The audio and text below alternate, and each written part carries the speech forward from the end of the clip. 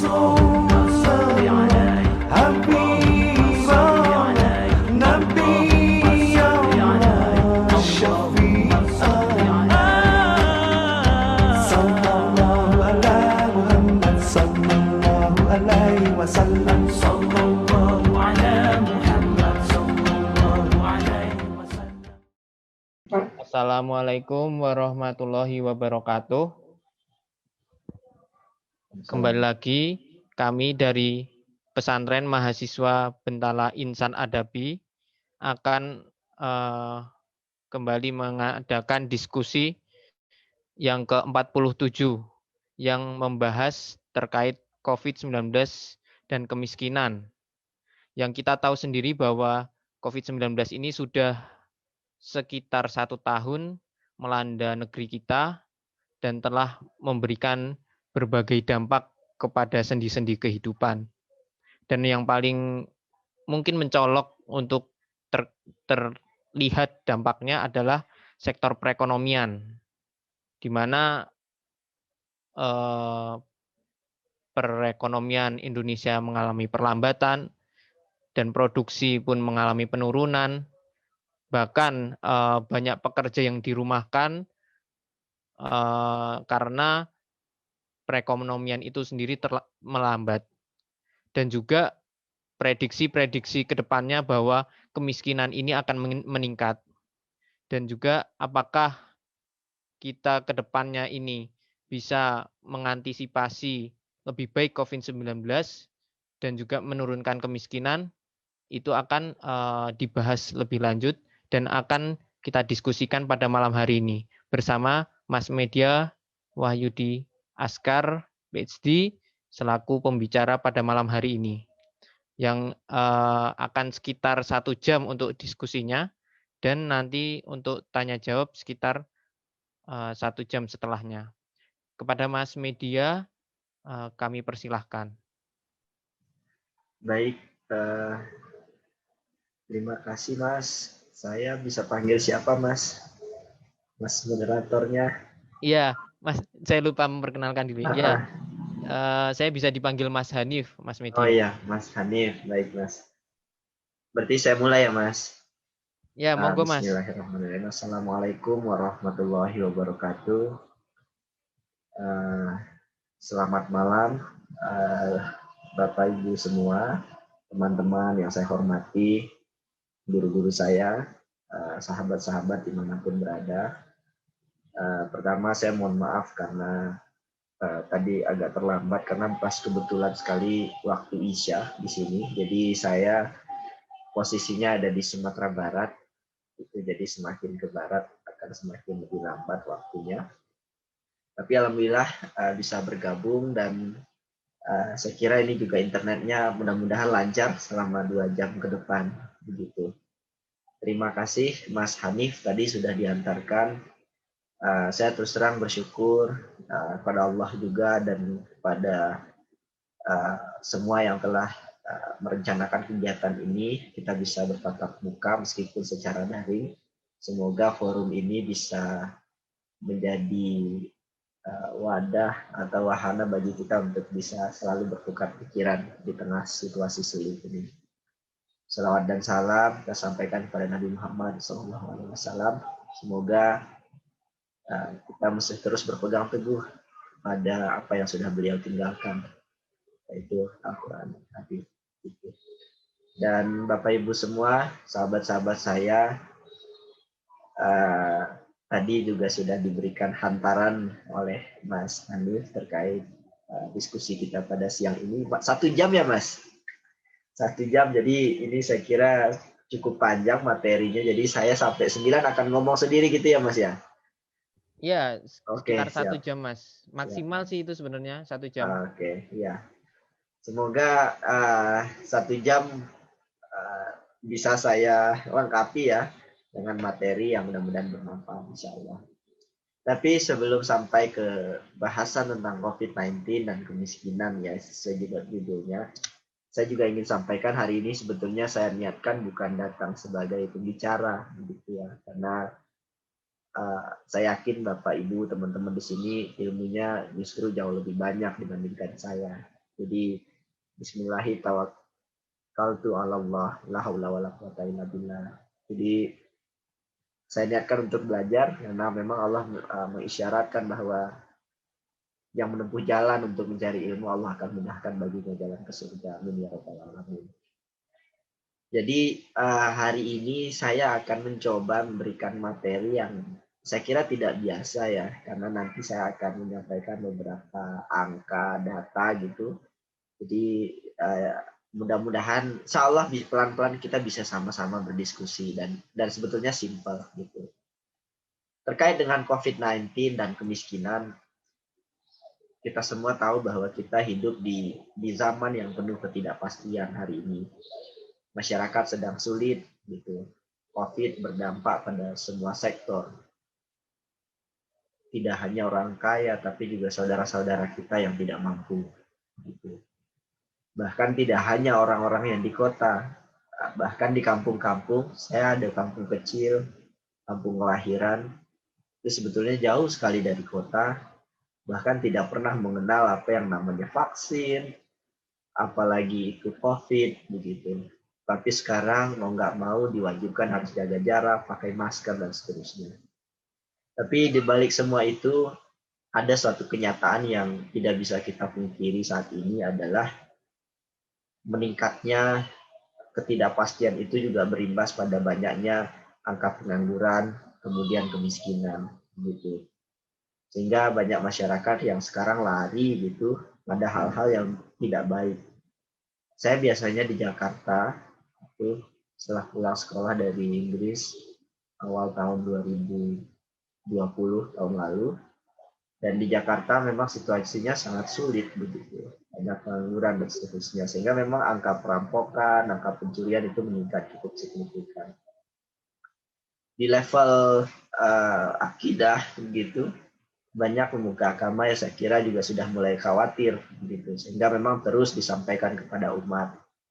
Tapi memang himbauan oleh pemuka agama, khususnya agama Islam begitu, itu juga kadang tidak efektif karena dilakukan di masjid-masjid. Kita semua juga mungkin merasakan tidak semua orang yang datang ke masjid begitu. Jadi itu kenapa banyak yang menyampaikan kritik di masa pandemi ini, agama sekarang justru tidak melahirkan solusi gitu. Bahkan ada yang bilang agama justru menjadi masalah di masa pandemi ini. Itu yang saya kira ingin saya bahas pada hari ini. Barangkali kita bisa berdiskusi ya. Pertama, soal seberapa besar sebetulnya dampak COVID-19 terhadap kemiskinan. Kemudian pertanyaan berikutnya, ini sebetulnya adalah pertanyaan liar dari saya, yang mau saya lempar juga ke teman-teman, sahabat-sahabat, guru-guru saya ada di sini. Apakah kemiskinan itu yang kemudian semakin banyak diakibatkan oleh COVID ini akan menyebabkan krisis di dalam agama Islam itu sendiri? Apakah kemiskinan mengganggu akidah kita? Itu dua pertanyaan yang ingin saya lemparkan sebetulnya ke forum pada malam hari ini ya. Ini minggu malam ya. Jadi minggu malam bahasannya bahasan umat. Jadi saya kira berat dan mudah-mudahan tetap bisa sambil santai ya Bapak Ibu, teman-teman semua. Jadi kalau ngantuk mungkin bisa bikin kopi gitu. Jadi kita bisa sambil ngobrol. Mas Hanif, saya bisa izin share screen, Mas. Silakan Mas Media, sudah kami jadikan co-host. Oke. Nanti diingatkan saja ya Mas kalau waktunya sudah habis atau mendekati akhir ya Mas. Takutnya malah kepanjangan. Oh ya, siap Mas Media. Oke. Ini sudah kelihatan Mas? Terlihat Mas. Siap. Ya. Saya akan sampaikan dulu sebetulnya di mana kita hari ini. Saya akan to the point saja. Ini data yang menunjukkan tingkat level kematian akibat COVID di Asia Tenggara. Dan Indonesia sekarang menempati peringkat tertinggi. Artinya kemungkinan angka kematian di Indonesia itu lebih besar diakibatkan oleh COVID dibandingkan negara lain. Nah, ini yang menjadi kenyataan juga hari ini, bahwa ketika awalnya COVID muncul, kemudian orang berdiam diri di rumah, tapi belakangan sudah terjadi relaksasi. Artinya orang sudah nggak tahan lagi dengan work from home atau bekerja dari rumah atau jaga jarak begitu, karena ekonomi terganggu, kemudian masyarakat mau nggak mau harus beraktivitas untuk mencari uang dan seterusnya, sehingga memang terjadi relaksasi yang kemudian berakibat pada meningkatnya angka kasus. Itu kenyataan ya yang kita hadapi pada hari ini. Saya ingin sampaikan to the point saja, nggak akan bertele-tele, mudah-mudahan bisa segera cepat ini materinya. Dampak COVID terhadap kemiskinan di Indonesia. Saya kemudian melakukan analisis terhadap data Sakernas. Data ini adalah data survei 749 ribuan ya, pekerja di seluruh Indonesia pada tahun 2020. Jadi ini bukan data bukan data yang kecil gitu. Ini data besar yang kemudian saya olah dan kemudian saya tunjukkan ke teman-teman gitu. Tidak ada saya rubah satupun gitu ya. Jadi ini datanya SKT saja, memang beginilah adanya. Nah, di sini Bapak Ibu, teman-teman bisa lihat ada 64% yang terdampak akibat COVID. Dan ini sangat besar sekali. Nah, bagaimana dampaknya berdasarkan gender? Di sini kita lihat memang yang pengangguran, yang income-nya menurun, yang jam kerjanya menurun, itu adalah laki-laki kebanyakan. Tetapi ketika kita lihat mungkin dari segi data ini mohon maaf kekecilan ya, tapi saya mungkin bisa jelaskan saja. Data menunjukkan ketika laki-laki dan perempuan dipecat dari pekerjaannya karena COVID, itu laki-laki lebih mudah mencari pekerjaan kembali dibandingkan perempuan. Artinya adalah ketika ada pengangguran, ya PHK gitu ya, yang kemudian di PHK adalah perempuan, saudara-saudara kita yang perempuan itu lebih sulit untuk mencari pekerjaan. Jadi ini juga penting untuk kita lihat sekarang di sekitar kita, kalau seandainya ada perempuan pengangguran, bahkan mungkin single parents gitu, itu betul-betul harus kita bantu dan kita lihat apapun yang bisa kita berikan informasi, syukur-syukur bisa bantuan secara finansial. Karena mereka memang lebih sulit untuk bekerja kembali dibandingkan laki-laki. Saya akan cepat saja ya. Nah, ini dampaknya berdasarkan level kesejahteraan. Di sini data menunjukkan dengan jelas bahwa yang terdampak akibat COVID itu paling banyak adalah masyarakat miskin. Masyarakat miskinlah yang pertama pendapatannya menurun, kemudian mereka dipecat, sebagian besar adalah pekerja dengan pendapatan menengah ke bawah. Dan satu lagi yang menarik adalah pemerintah atau siapapun banyak menggembar-gemborkan soal e-commerce ya, digital teknologi. Ternyata itu yang banyak menggunakan adalah orang menengah ke atas. Kemudian soal work from home, kita senang sekali atau sering sekali mendengar istilah WFH. Data menunjukkan bahwa hanya 23% masyarakat yang berasal dari masyarakat miskin yang mengalami WFH. Artinya yang mengalami WFH itu adalah orang kaya gitu, orang menengah atas gitu. Sedangkan masyarakat miskin nggak punya opsi lain, nggak ada cerita kerja dari rumah. Kalau mau cari uang ya keluar rumah gitu. Kalau mau cari uang ya keluar rumah meskipun dengan resiko terkena COVID. Nah, kemudian yang menerima kartu prakerja, pernah dengar mungkin ya kartu prakerja, itu lucunya juga sebagian besar 45% itu adalah masyarakat kelas menengah.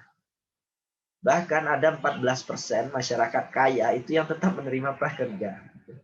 Itu ironi yang mungkin nggak pernah diungkap juga oleh banyak pihak ya, termasuk pemerintah. Ini teman-teman bisa lihat gitu. Soal prakerja tadi. Bahkan prakerja itu diberikan 77%-nya itu kepada pekerja yang memang tidak mengalami penurunan income, penurunan pendapatan. 77%. Dan hanya 22% dari penerima kartu prakerja itu yang betul-betul mengalami penurunan pendapatan. Itu kenyataan yang terjadi hari ini. Jadi saya hanya cuplik saja beberapa ya. Kemudian internet akibat COVID. Ini perlu juga saya sampaikan karena ini juga kaitannya dengan ekonomi umat ke depan.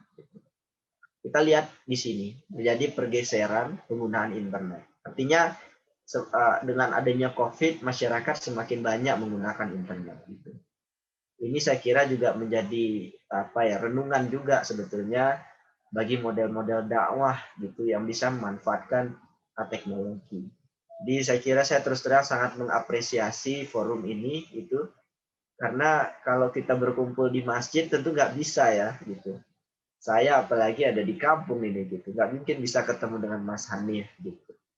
Jadi saya kira bahkan sampai 47 kali ya Mas Hanif ya webinarnya, dan ini saya kira luar biasa. Mudah-mudahan bisa mencapai ribuan gitu. Dan harapan saya sebetulnya bisa menjangkau daerah yang lebih terpencil lagi gitu.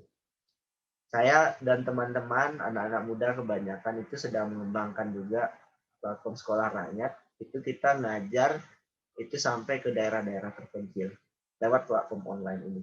Dan saya kira mungkin kedepannya bisa sampai ribuan ya Mas forum-forum seperti ini. Semangat, salam semangat nih buat panitianya. Amin Mas, amin. Ya. Nah ini perubahan sektor formal Mas Hanif dan juga teman-teman semua. Artinya adalah perubahan sektor formal ini orang yang dipecat dari pekerjaan formal gitu, atau berhenti dari pekerjaan formal. Nah, kita bisa dilihat di sini didominasi di daerah di Pulau Jawa misalnya, tapi banyak juga saudara-saudara kita di Kalimantan. Jadi kalau mau melihat seberapa besar dampaknya, lihat aja provinsi-provinsi yang warnanya merah atau coklat ini. Nah, kemudian ini ketimpangan ekonomi. Jadi hampir di sebagian besar daerah di Indonesia itu terjadi peningkatan ketimpangan. Artinya adalah orang kaya makin kaya, yang susah makin susah. Itu adalah realita yang harus kita hadapi saat ini. Dan faktanya juga memang mungkin 88-90% bahkan saya kurang tahu data pastinya, semua itu adalah sebagian besar adalah Muslim, masyarakat Islam secara umum. Sehingga memang ekonomi umat menjadi bagian penting di sini. Ini semacam model yang sederhana, kita bisa lihat semakin tinggi penurunan pendapatan, ketimpangan ekonomi semakin tinggi. Itu part 1 yang saya ingin sampaikan mungkin ke teman-teman, Bapak Ibu semua yang ada di sini. Part 2, ini masih panjang ya Mas waktunya ya. Nah, yang ingin saya tanyakan, ini saya sebetulnya mau lempar lagi nih pertanyaan ke Mas Hanif dan juga ke Bapak Ibu semua, guru-guru saya ada di sini. Nah, kalau pertanyaannya begini gimana ya kira-kira jawabannya? Pertama, bagaimana aktivitas ibadah masyarakat Muslim Indonesia? Dan pertanyaan yang kedua, dengan adanya COVID, banyak penduduk miskin di Indonesia lebih banyak lagi, apakah kemiskinan membuat masyarakat itu lebih religius? Oke, itu pertanyaannya. Atau sebaliknya, kemiskinan membuat masyarakat menjadi tidak religius. Ini mohon maaf tipe ya. Apakah kemiskinan membuat masyarakat menjadi tidak religius? Kemudian pertanyaan ketiga, kita sering mendengar kefakiran dekat dengan kekufuran ya gitu.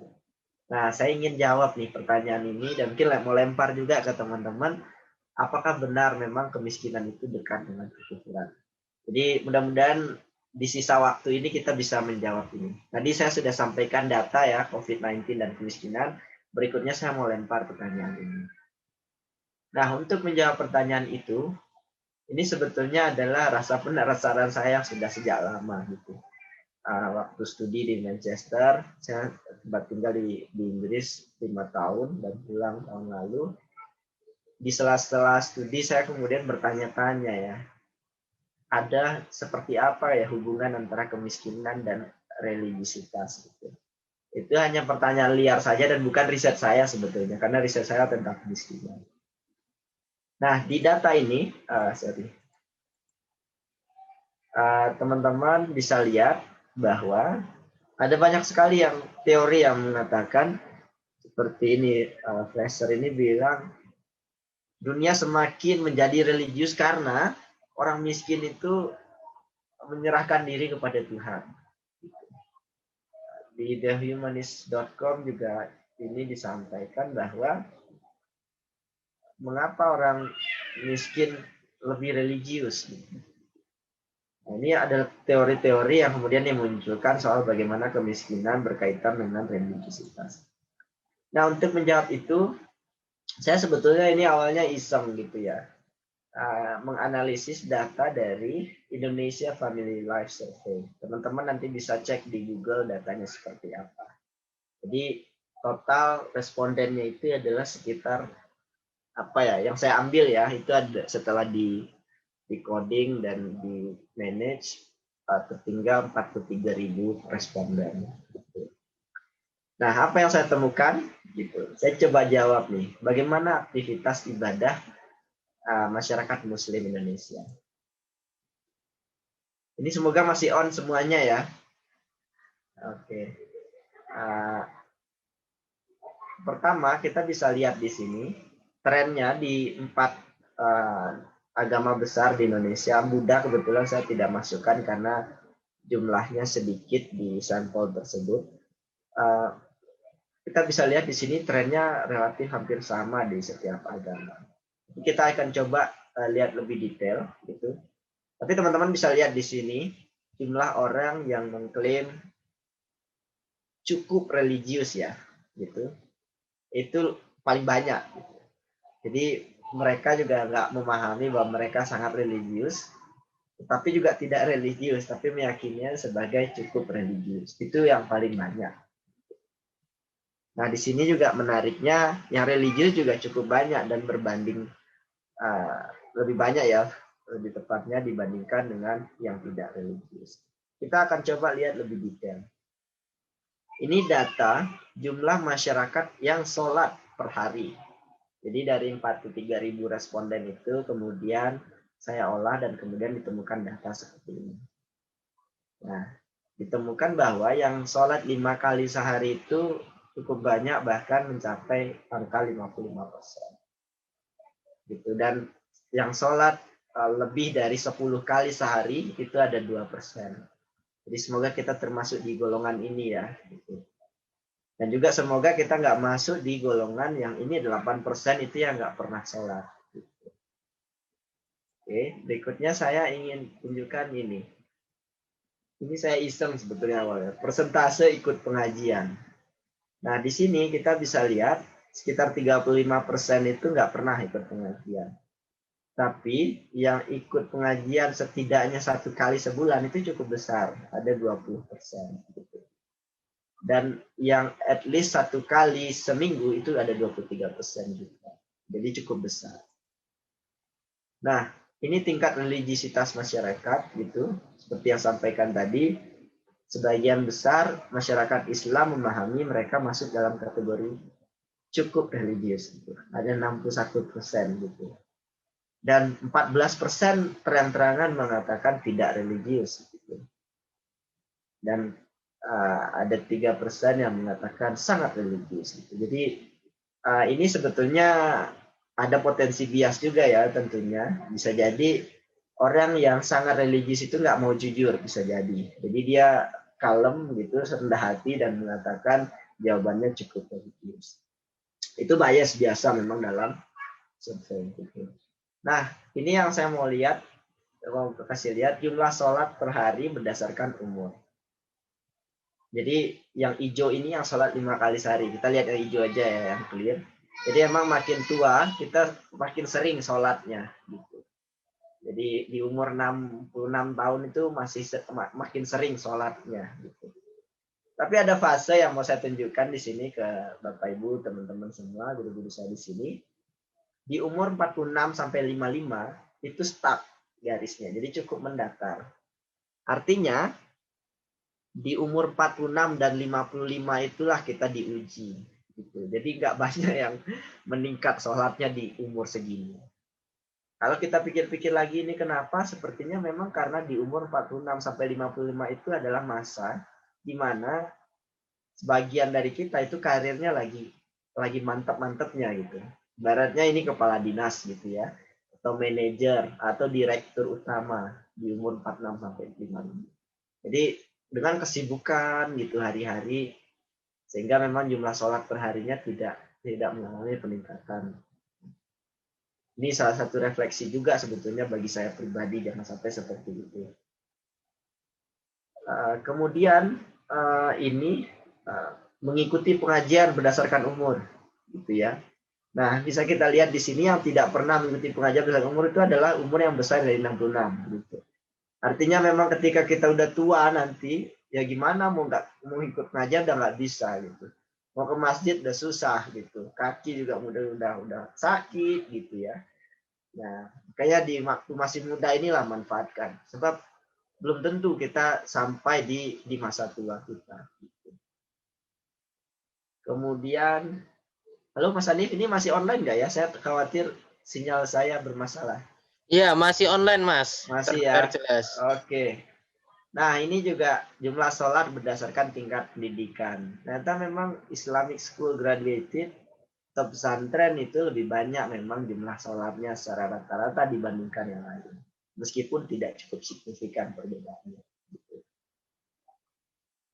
Jumlah sholat berdasar level kesejahteraan. Nah, ini juga menarik sebetulnya. Secara rata-rata masyarakat miskin yang sholat 5 kali sehari itu lebih kecil secara rata-rata dibandingkan masyarakat yang dalam kategori yang lebih kaya. Jumlah sholat berdasarkan domisili, ini saya cepat saja ya. Di desa itu memang lebih banyak dibandingkan di kota. Jadi ini refleksi nih buat kita yang ada di kota, tinggalnya jangan sampai kita jumlah sholatnya seperti masyarakat kebanyakan. Jangan sampai kita kalah dengan masyarakat yang ada di desa yang sholatnya banyak. Ini berdasarkan data ya, bukan berdasarkan opini saya gitu. Kemudian mengikuti pengajian nih berdasarkan pendidikan.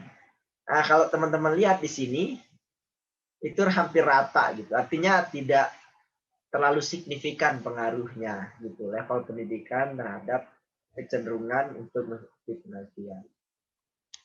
Mengikuti pengajian berdasarkan level kesejahteraan. Nah, ini juga menarik.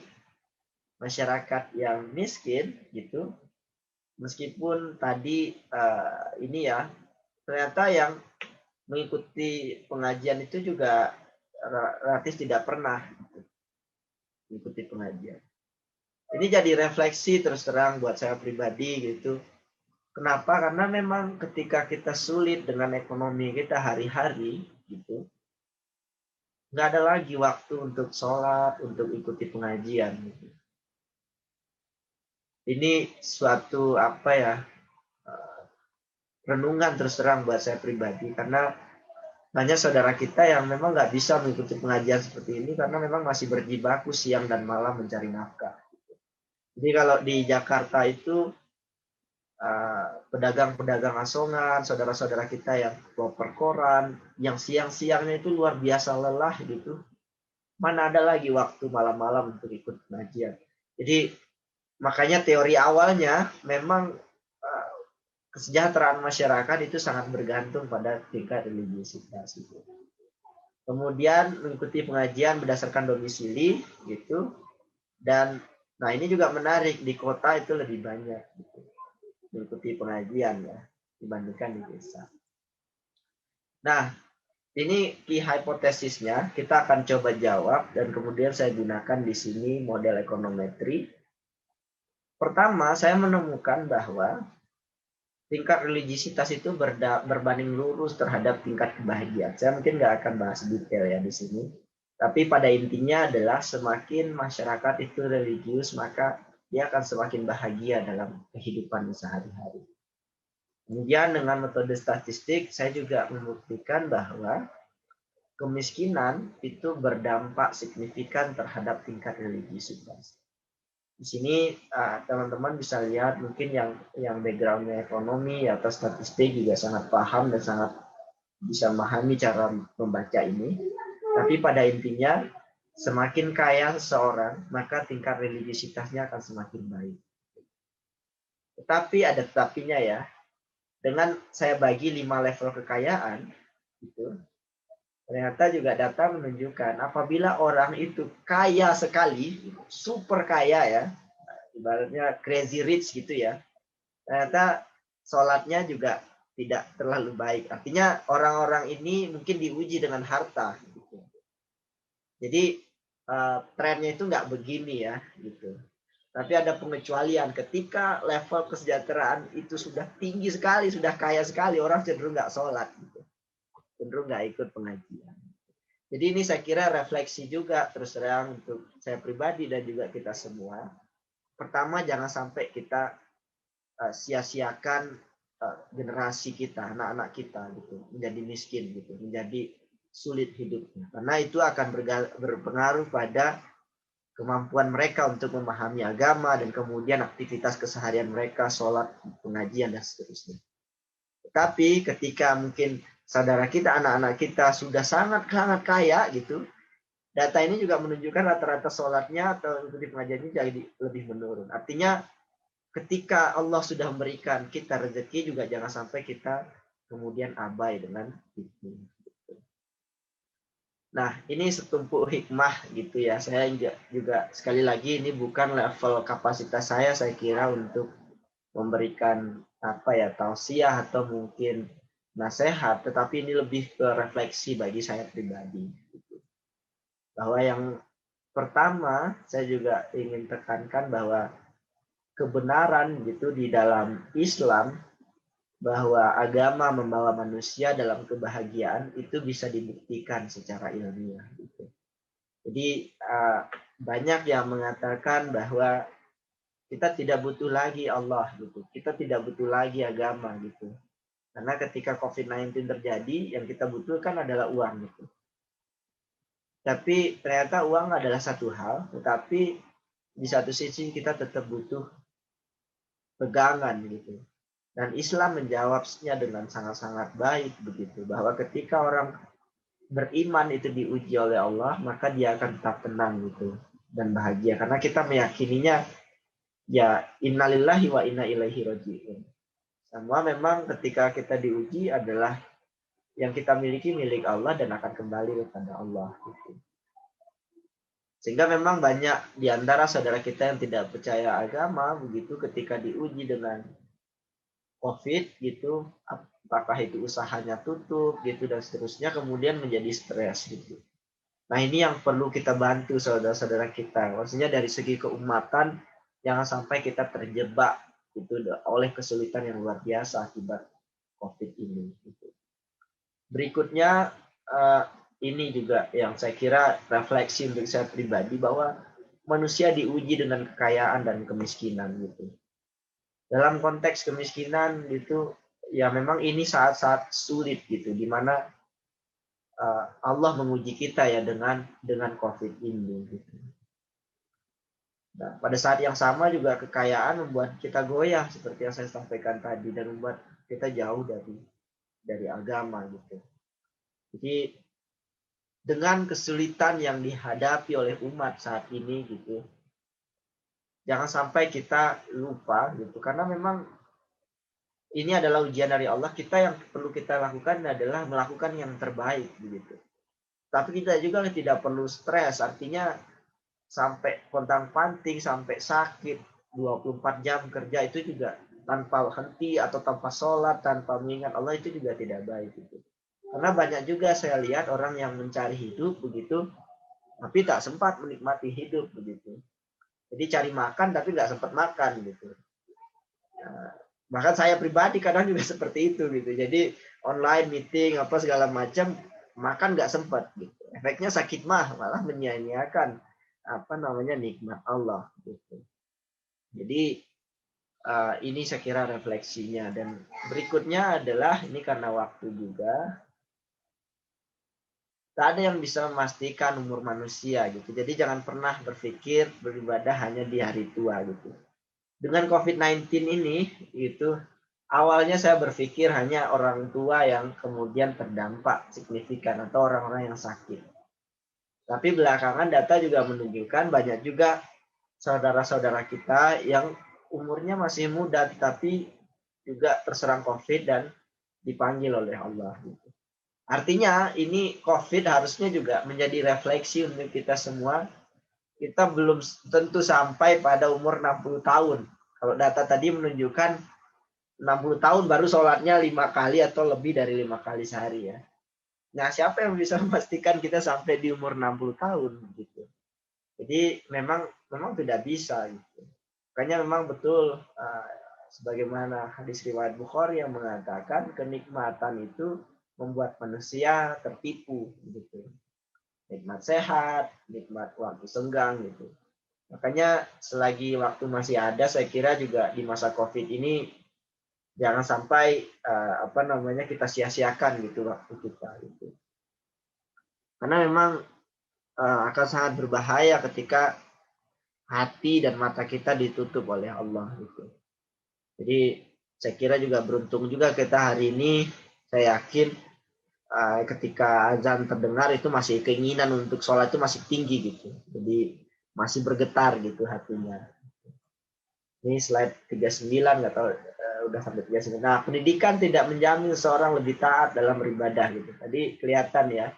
Dan ini juga refleksi nih bagi saya, meskipun alhamdulillah udah selesai S3, tapi ternyata nggak ada hubungannya dengan sholat, dengan agama gitu.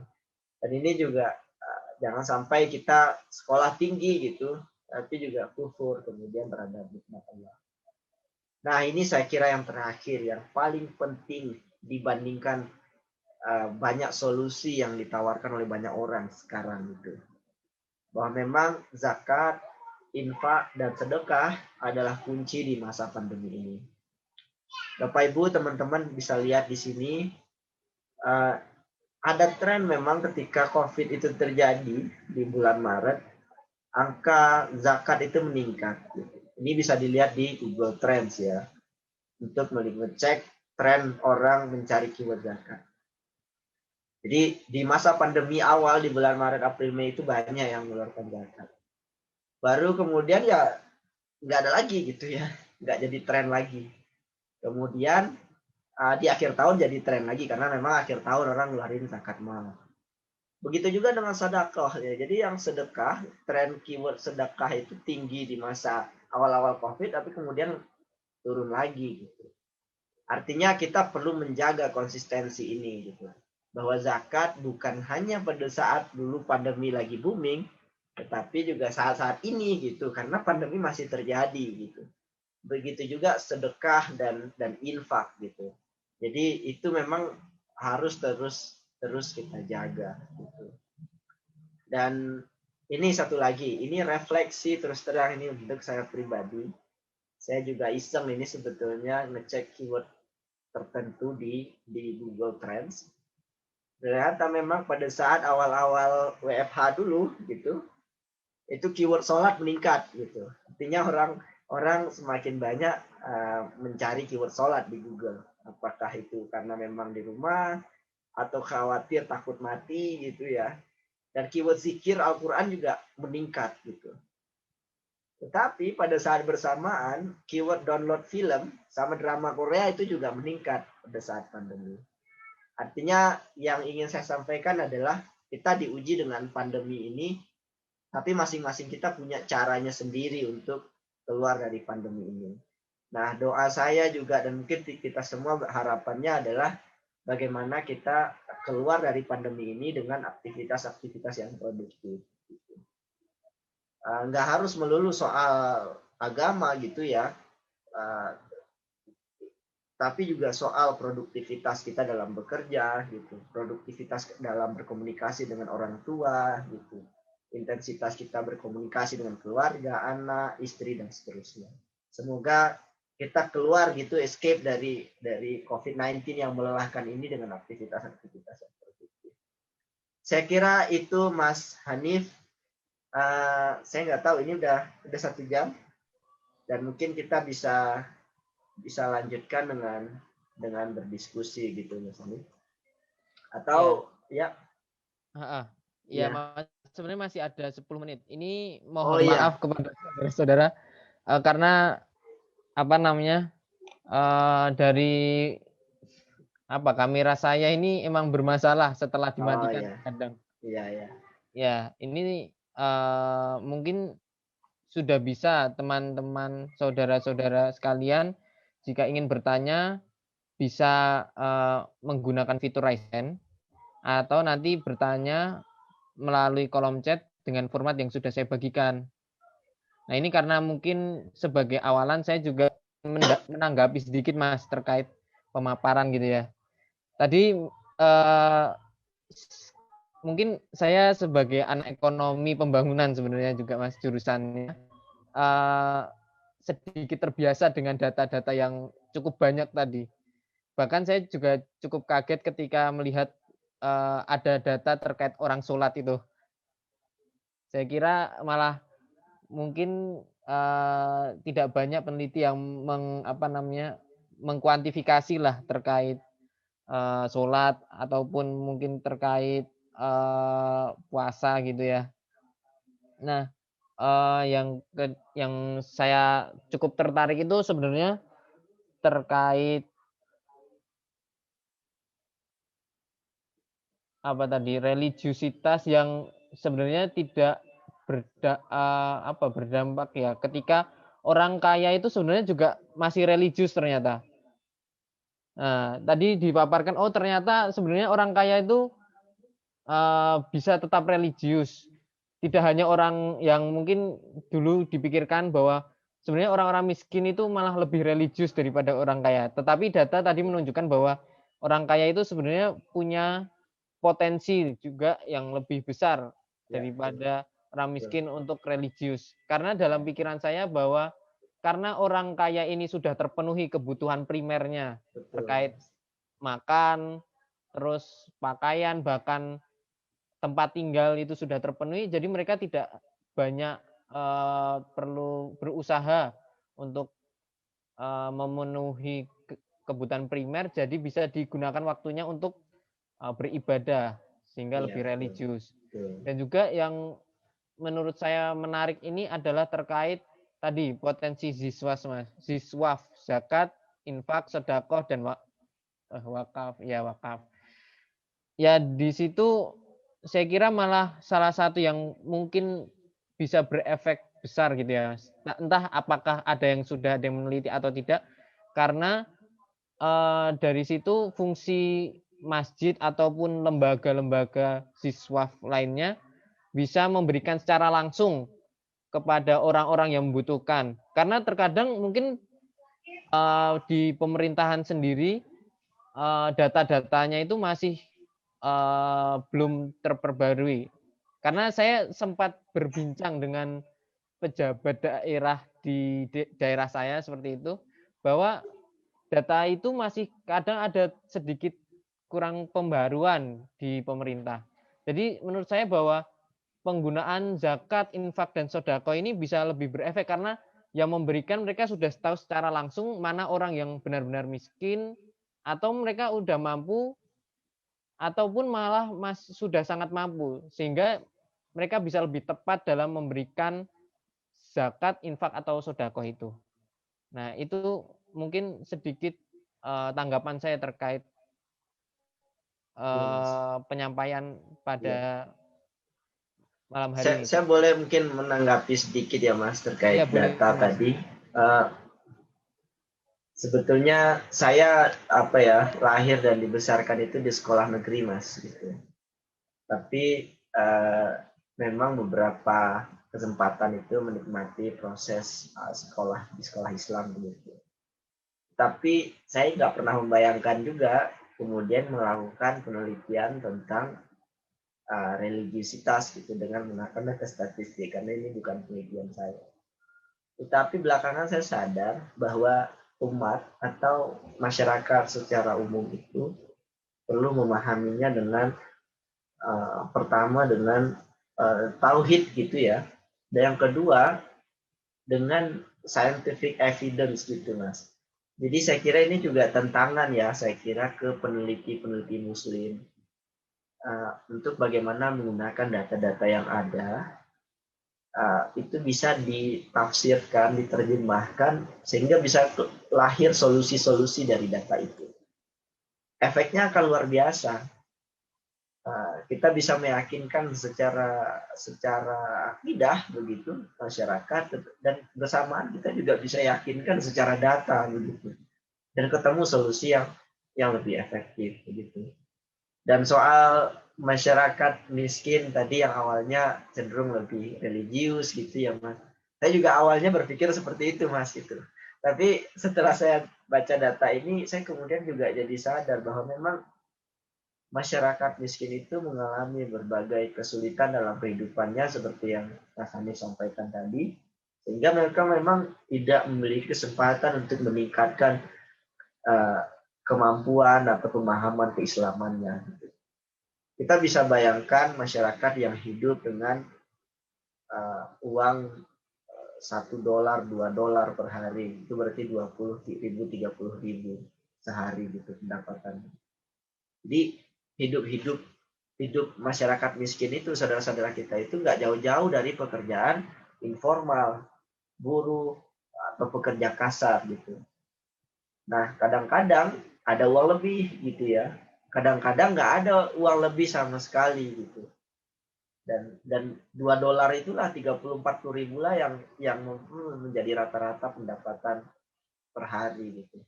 Nah, bayangkan hanya dengan uang segitu itu harus mencukupi kebutuhan sehari-hari, makan minum anak-anaknya, kemudian mengatasi kejadian tak terduga, pendidikan, apalagi kontrakan rumah, belum lagi kalau anaknya mau nikah, beliin motor kredit buat anak-anaknya gitu. Sehingga memang pada akhirnya nggak ada lagi waktu untuk berkontemplasi, merefleksikan masalah-masalah hidupnya gitu.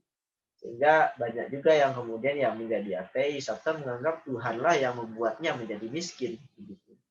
Nah, ini yang saya kira betul-betul menjadi renungan ya untuk saya pribadi, karena saya dilahirkan dari orang tua, khususnya ibu itu dari orang yang tidak mampu. Gitu. Jadi ibu saya, keluarganya adalah keluarga yang menerima zakat gitu di kampung halaman. Dan ibu saya ya susahnya kehidupan saat itu ya. Kemudian dapat zakat, dengan zakat itulah yang digunakan untuk sekolah gitu. Ibu saya selalu cerita dengan zakat itulah kemudian bisa sekolah sampai PGA, kemudian menjadi guru. Sehingga saya dididik oleh tangan seorang guru. Coba kalau nggak ada zakat itu, ibu saya mungkin putus sekolah.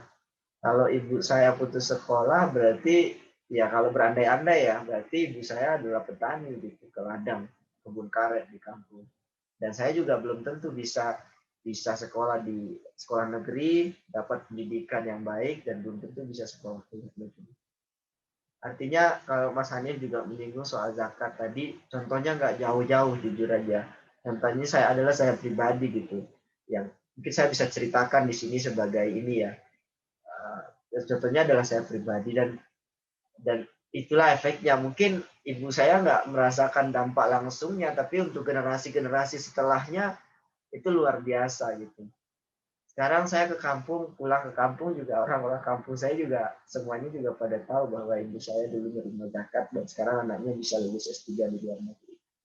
Artinya itu dampaknya zakat itu, sedekah itu kita nggak pernah tahu gitu. Keajaibannya kita nggak pernah tahu. Itu mungkin Mas Hanif. Jadi Mas Hanif nggak kelihatan videonya ya, tapi nggak apa-apa Mas. Iya Mas, maaf ini Nggak apa-apa. kameranya bermasalah, kalau diaktifkan ulang. Nggak apa-apa Mas, aman Mas. Oh, ini ada pertanyaan masuk Mas dari Mas Zaki. Sebentar.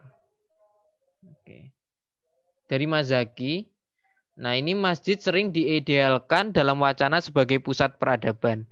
Apakah pernah ada penelitian mengenai uang nganggur yang terakumulasi di kas-kas infak atau sedekah masjid? Semisal di perkantoran, masjid di perkantoran, masjid di kota, masjid di desa, serta model terbaik dari pengelolaannya. Iya. Saya agak tarik nafas Mas jawab pertanyaan ini, karena saya juga punya pertanyaan yang sama Mas. Tadi Mas siapa namanya? Mas Zaki ya? Mas Zaki. Iya, karena terus terang saya juga punya pertanyaan yang sama. Apakah ada gitu ya? Karena saya udah pernah nyoba nyari dan belum menemukan gitu best practice-nya. Soal masjid, saya terus terang dari dulu itu punya cita-cita ya, yang sampai sekarang juga ya belum kesampaian, mudah-mudahan suatu saat nanti. Bahwa ekonomi masjid itu harusnya lebih dari sekedar pembangunan masjid. Bapak saya itu pengurus masjid ya, dan saya selalu kritik gitu. Kenapa pembangunannya masjid lagi, toilet lagi gitu. Padahal toiletnya udah bagus, diperbagus lagi.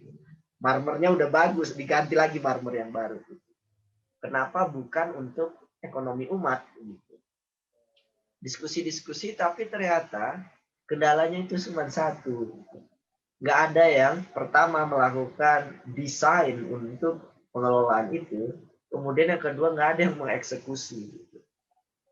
Nah, andai kan ada yang bisa melakukan desain yang pengelolaan masjid, ekonomi masjid bisa menjadi ekonomi umat, itu akan besar sekali manfaatnya untuk UMKM di sekitar masyarakat. Itu sebetulnya sudah dibuktikan terjadi dan jadi kenyataan di beberapa masjid yang saya tahu ya di Indonesia yang cukup bagus pengelolaannya. Tapi intinya ketika dikelola itu adalah adanya inovasi yang berani gitu dari anak-anak muda kebanyakan di masjid tersebut gitu. Sehingga memang penggunaan dana umat itu bukan sekedar kita masukin ke kotak infak, kemudian masukin ini untuk yatim piatu, ini untuk masjid, ini untuk MDA misalkan, tetapi betul-betul misalkan untuk anak yatim, siapa anak yatimnya? Sudah berapa kali diberikan? Apakah pendanaannya itu sifatnya sedekah langsung gitu atau permodalan? Terus kalau permodalan sektor apa saja yang dimodali? Kemudian cara bayar baliknya gimana? Gitu. Terus kalau ngutang gimana gitu? Nah, skema-skema ini yang belum ada gitu. Kenapa belum ada? Karena pengurus masjidnya orang tua-tua semua. Sebagian masjid itu memang juga nggak mau ngasih kepercayaan ke yang muda-muda. Sehingga kalau di kampung-kampung, di kampung saya ya khususnya, pengurus masjid itu ya 50-60-an tahun gitu. Kalau azan itu udah serak gitu suaranya. Udah nggak indah lagi kadang, mohon maaf gitu. Dan beliau-beliau itu juga nggak mau ngasih ke anak muda. Ada mungkin memang anak mudanya yang bagus gitu, revolusioner, tapi juga kadang mental gitu kalau udah diskusi sama kakek-kakek itu. Gitu. Nah itu saya kira yang mungkin nggak apa-apa ya belak-belakan aja, itu jadi tantangan umat untuk hari ini gitu. Kita perlu cara berpikir yang lebih inovatif dan berani. Harusnya dorongannya anak-anak muda gitu. Dan ini sumber daya umat yang besar sekali jumlahnya. Besar sekali jumlahnya. Ini kalau perlu saya ulang lagi, ini nggak ada apa-apanya dengan bansos pemerintah. Gitu. Ini besar sekali jumlahnya dan basisnya itu adalah akidah. Gitu mungkin Mas Zaki. Barangkali suatu saat kalau Mas Zaki mengembangkan itu juga jangan lupa berbagi juga Mas ke saya. Gitu. Dan mudah-mudahan saya bisa belajar juga dari proses itu. Itu Mas, mungkin Mas. Iya. Terima kasih Mas Media telah memaparkan dan menjawab pertanyaan Mas Zaki. Kalau mungkin boleh sedikit menanggapi yang Boleh setahu banget, Mas. saya terkait masjid yang bagus pengelolaannya itu Masjid Jogokarian Mas Media di Jogja. Iya betul Mas. Saya juga pernah diskusi langsung sama Ustadz Salim itu karena beliau pernah ke Manchester dan udah diskusi langsung bagaimana kesulitan beliau ya. Dan makanya saya bilang tadi kenapa sukses di sana, karena memang anak muda gitu Mas. Dan juga revolusioner, berani gitu inovasinya. Dan Jogokarian sudah membuktikan itu ya Mas itu. Saya nggak mau mention supaya kita semua juga terus belajar gitu, nyari mana yang selain Jogokarian gitu Mas. Karena saya belum nemu, Mas. Iya, karena gitu. Itu luar biasa dalam pengelolaan pendanaannya saya rasa. Nah, ini ada pertanyaan masuk lagi Mas dari Muhammad Yusuf asal Bogor. Nah, ini pertanyaannya terkait dana Ziswaf sepertinya. Apakah ada data lembaga Ziswaf atau NGO yang memberikan kontribusi kepada masyarakat terkait penanganan kemiskinan khususnya selama pandemi ini. Jika ada datanya dalam bentuk apa bantuan lembaga-lembaga tersebut disalurkan. Terakhir, apa langkah peran strategis lembaga semacam ini ke depan terhadap umat selain tentunya membantu pemerintah? Iya. Makasih banyak Mas Yusuf. Saya langsung jawab ya Mas. Ya, Pertama, monggo Mas apakah Mendy. ada data lembaga Ziswa? Anggaplah sekarang kita berbicara soal Badan Amil Zakat ya, yang paling besar. Badan Amil Zakat gitu. Itu kan ada di level provinsi, ada di level kabupaten. Cuman sayangnya datanya itu pecah di mana-mana gitu. Jadi Aceh punya datanya sendiri, kabupaten mana punya datanya sendiri, dan data itu nggak terintegrasi. Ini sayang 1000 kali sayang ya gitu. Jadi padahal kalau data itu diintegrasikan, ada data satu Indonesia gitu, betulnya sudah berapa banyak yang disalurkan gitu, itu sangat bagus sekali. Karena peneliti-peneliti itu bisa mencari jalan keluar gitu. Misalkan ya, di Aceh sudah ada dana sekian, disalurkan ke ini. Ternyata penelitian membuktikan itu nggak efektif. Oke, dicari jalannya supaya efektif. Nah, kalau ada datanya tentu bisa dicari jalannya supaya efektif dan dibuktikan secara empiris gitu. Tapi datanya itu pecah-pecah gitu. Nah, selama ini kita selalu mendorong gitu ya, soal zakat sebagai bagian dari agama gitu. Itu satu hal sebagai pondasi awal, tentu betul sekali gitu. Tetapi kita lupa gitu, meyakinkan masyarakat bahwa ini bukan hanya soal menunaikan kewajiban kita gitu. Ini juga soal masa depan umat secara keseluruhan.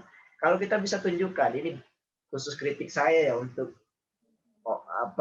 pegawai Basnas gitu ya.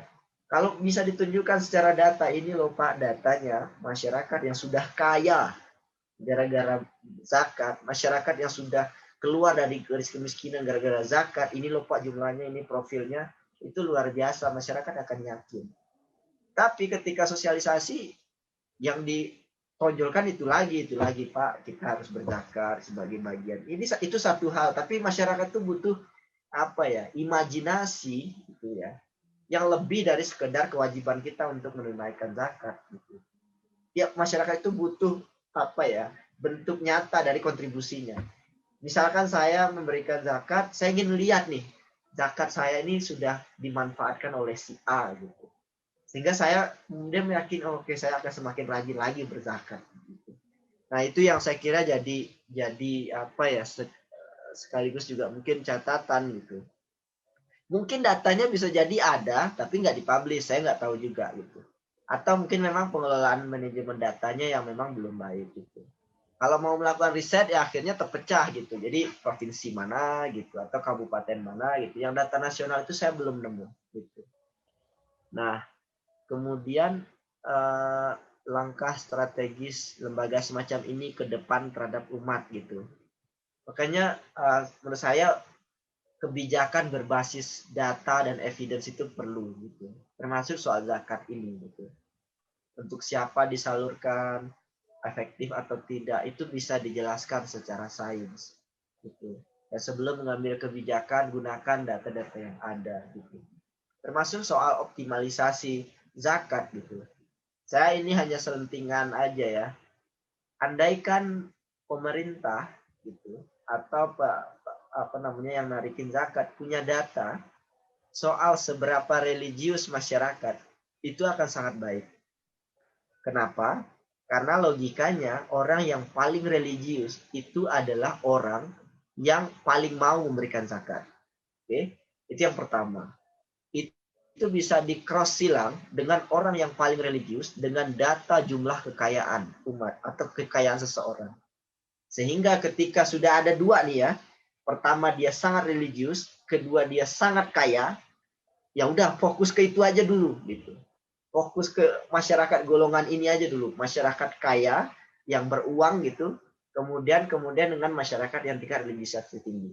Saya yakin angka zakat di Indonesia itu bakal meningkat lebih signifikan begitu. Artinya basisnya kan data gitu. Kemudian strateginya kemudian ke depannya seperti apa gitu. Itu ya Mas Yusuf, mohon maaf, saya bisa jadi salah, tapi itu hanya pikiran liar saya yang barangkali bisa menjadi ini ke depan gitu. Begitu mungkin Mas Hanif. Oh ya, terima kasih Mas Media telah memberikan jawaban kepada Mas Yusuf. Mungkin sedikit menanggapi juga Mas. Boleh banget Mas. Ini cerita minggu malam kan, jadi saya juga bisa jadi salah Mas, bisa jadi juga Ya, diskusi ya ini kan Mas ya. Iya. Ya, bicara tentang zakat gitu, saya teringat gitu Mas tentang apa namanya, ketika Umar bin Khattab itu memimpin umat Islam pada zamannya. Itu saya lupa daerahnya mana, itu pernah banyak orang miskin di daerah itu. Tetapi selama 3 tahun dengan penggunaan zakatnya umat Islam di masa itu di daerah itu sudah tidak ada orang yang berhak dizakati.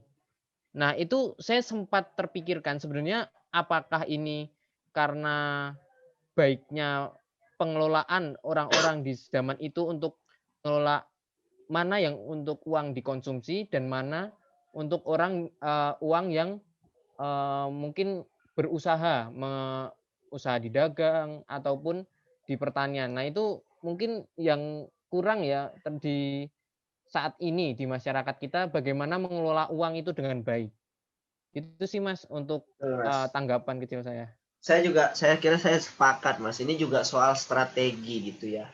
Artinya kita juga nggak bisa misalkan ngasih uang begitu saja ke masyarakat tanpa pendampingan gitu Mas.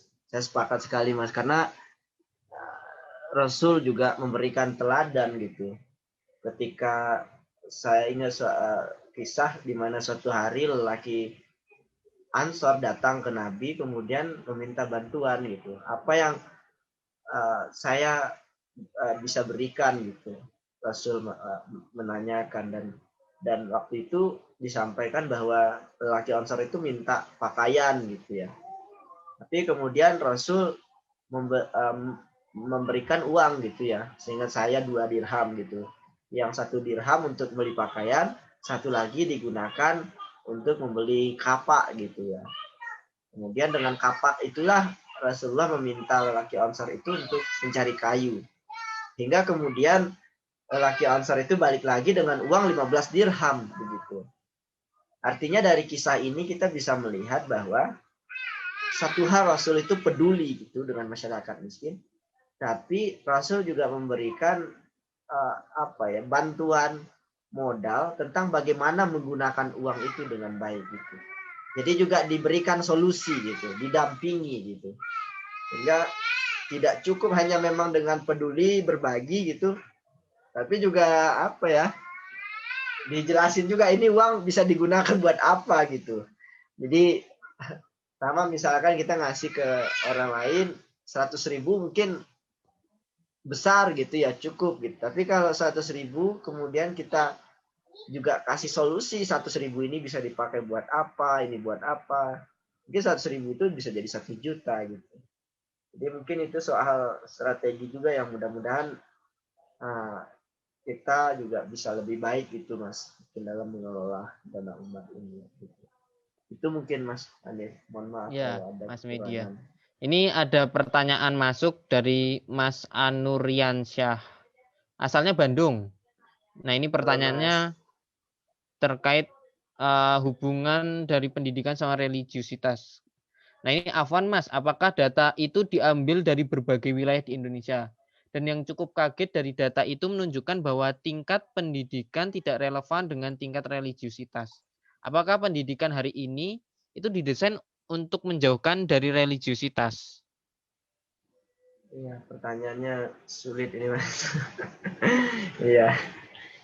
Makasih Mas gitu. Terus terang saya pribadi ya masih bertanya-tanya gitu. Jadi sifatnya hanya hipotesis gitu ya dari data yang ada. Bagaimana menerjemahkan data itu, kemudian apa yang sebetulnya terjadi, itu juga hal yang saya kira tidak mudah, jadi pertanyaan lanjutan mudah-mudahan bisa direfleksikan oleh kita semua. Tapi memang datanya menunjukkan pendidikan itu juga relatif ya sama saja. Jadi nggak ada secara rata-rata itu nggak terlalu signifikan perbedaannya terhadap religiusitas. Tapi penting juga untuk dicatat, pendidikan itu juga sangat berbanding lurus dengan level kesejahteraan. Gitu.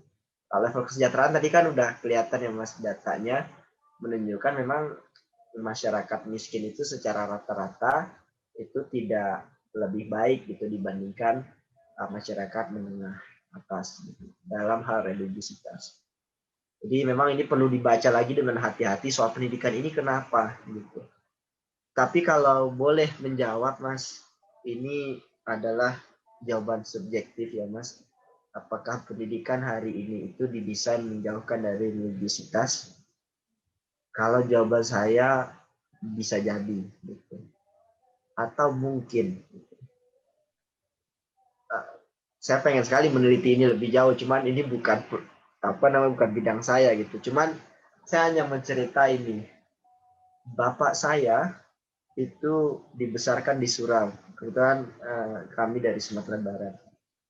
Tahun dulu-dulu itu setelah balik itu tinggal di Surau. Dan di Surau itulah belajar Islam gitu. Jadi pendidikannya ya pendidikan Surau gitu. Kemudian ketika ada sistem pendidikan yang baru, Soeharto waktu itu menerapkan SD Impres gitu, dan seterusnya, ada SMA negeri gitu, dan itu berubah. Jadi pendidikan surau, pendidikan ya keagamaan di masjid itu hilang gitu ya, hilang dan digantikan oleh pendidikan formal. Dalam perjalanannya gitu, ada mata pelajaran yang memang tidak sesuai dengan kedaerahan lokal gitu ya, kearifan lokal gitu. Sehingga kayak di Minang itu ada banyak-banyak pelajaran yang dulu itu ada seperti ayat Arab Melayu gitu, itu udah nggak ada lagi di pendidikan formal. Nah dampaknya memang jangka panjang gitu dan sulit untuk diukur Mas dengan data dan angka gitu ya. Tapi bisa dirasakan gitu. Dampaknya ketika pendidikan hari ini itu menjauhkan dari religiusitas.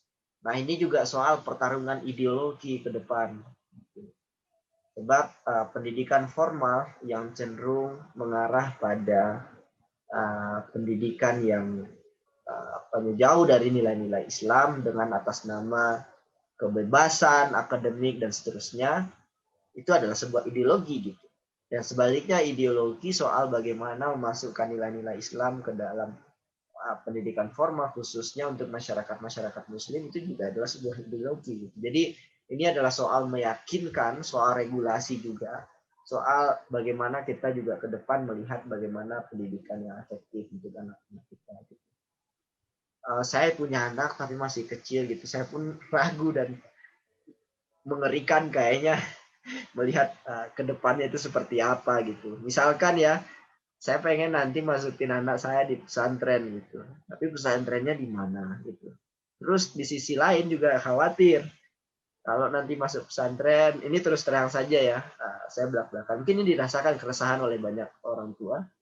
Kalau masuk pesantren, kan kebutuhan atas ilmu-ilmu umum juga tinggi sekali sekarang gitu. Apakah itu bisa diimbangi atau tidak gitu. Nah, kekhawatiran itu yang terus terang saya sebagai orang tua juga nggak mudah gitu. Itu Mas, mungkin jawaban saya, dan mohon maaf ini mungkin nggak bisa to the point ya Mas terkait bagaimana pendidikan hari ini, karena mungkin saya juga bukan pakarnya, tapi mungkin kedepannya bisa jadi ini Mas bahan untuk bisa kita sama-sama cari dan belajar bagaimana pendidikan yang ideal. Begitu Mas Hanif mungkin ya. Ya Mas Media, terima kasih telah memberikan jawaban untuk Mas siapa tadi, Mas Anuriansyah. Ya, sebenarnya kalau menanggapi sedikit gitu Mas terkait Ya, boleh Mas, silakan pendidikan Mas. dan religiusitas itu, saya jadi teringat kalau sebenarnya pendidikan formal kita di Indonesia yang saya rasakan, kalau saya sih merasakan bahwa dari SD, SMP, SMA itu hanya mengajarkan terkait ibadah wajib, sedangkan mungkin ibadah yang lainnya itu kurang diperhatikan. Jadi kalau mungkin bisa dikatakan anak-anak ya yang lulus dari sekolah formal negeri gitu, itu akan lebih memikirkan bahwa Islam itu ya perkara-perkaranya ya cuman mungkin di masjid ataupun ya cuman pada saat bulan puasa Ramadan saja. Padahal kan Islam itu tidak hanya seperti itu. Bisa dilaksanakan juga nanti di pasar. Pasar itu ada bagaimana terkait tata cara yang baik untuk bertransaksinya ataupun nanti ketika bersosial itu sudah diatur di Islam. Jadi mungkin tidak bisa bisa dikatakan anak-anak sekarang itu nanti jatuhnya hanya memikirkan peribadatan itu ya cuman hanya di masjid saja. Itu Iya, sih Mas terkait betul. pendidikan dan religiusitas yang mungkin saya rasakan dan mungkin nanti teman-teman lain dari daerah lain juga mungkin merasa seperti itu juga. Ya, seperti itu Mas. Ini ada pertanyaan masuk lagi dari Mbak Hesti asal Kaltim. Pertama, data-data yang antum cantumkan dari religiusitas itu terlihat bahwa di awal-awal COVID itu semua meningkat, tapi lama-kelamaan itu semua menurun lagi. Kira-kira faktor apa yang menyebabkan ini menurun? Nah, ini mau saya paparkan semua pertanyaannya atau Boleh dijawabkan Mas satu-satu, satu-satu Mas? dulu boleh Mas. Nanti takutnya lupa ya. Oh, J. Ya, kayaknya tadi data soal zakat sedekah tadi ya, mungkin Mbak Hesti ya. Jadi memang di awal COVID itu masyarakat kan kaget gitu ya. Kaget, kemudian ada COVID, banyak yang meninggal. Memang respon kita muncul ya, naluriah sekali gitu. Intuisi kita untuk membantu itu muncul. Tetapi COVID itu ternyata berjalan lama sekali, bahkan sampai hari ini gitu. Nah, disitulah kita diuji terus terang, betul-betul diuji soal konsistensi kita kemudian berzakat, bersedekah, berinfak gitu. Jadi memang belakangan ya memang akhirnya waktu itu hanya sekedar shock aja gitu. Artinya respon cepat kita saja gitu. Nah, ini juga lagi-lagi jangan sampai kita hanya membantu ketika pada saat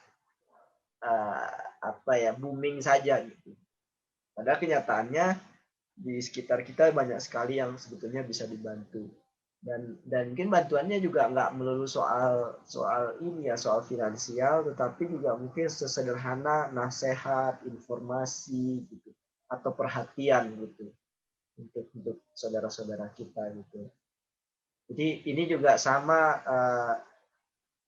Mbak Hesti dengan tren soal jaga jarak gitu.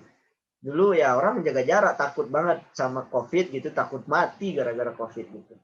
Tapi belakangan ya sudah, karena udah kelamaan gitu ya, udah bosen juga pakai masker terus, orang nggak peduli lagi gitu, udah nggak jaga jarak lagi gitu. Bahkan ada juga pemuka agama yang justru melarang atau justru bilang jaga jarak itu nggak penting gitu. Jadi ini juga soal ini juga memang ya, determinasi kita di masa sulit ini, kemudian juga soal pengetahuan mungkin. Mungkin begitu Mbak Hesti, mohon maaf kalau tidak pas jawabannya. Gitu. Oh ya, ini pertanyaan keduanya, ada yang Masjid Islamic Center daerah, oh sebentar Mas.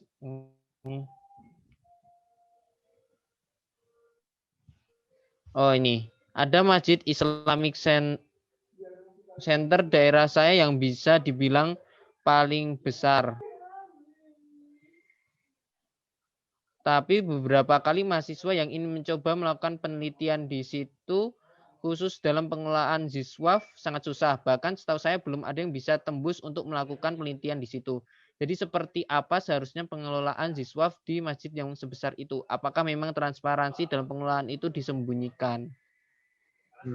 Iya. Ini bagus nih Mbak Hesti pertanyaannya, karena memang ini jadi problem dimanapun ya, terutama dalam pengelolaan siswa. Ada dua Mbak biasanya yang terjadi soal pengelolaan dana ini. Pertama memang dana itu nggak tahu cara ngelolanya. Sehingga ya uang keluar gitu, uang masuk ya uang masuk gitu. Nggak dicatat juga, kalaupun dicatat aduh lupa kemarin gimana gitu. Nggak dikelola secara profesional. Nah biasanya yang ini tuh nggak ada niatan untuk menyalahgunakan. Itu kemungkinan yang pertama, Mbak.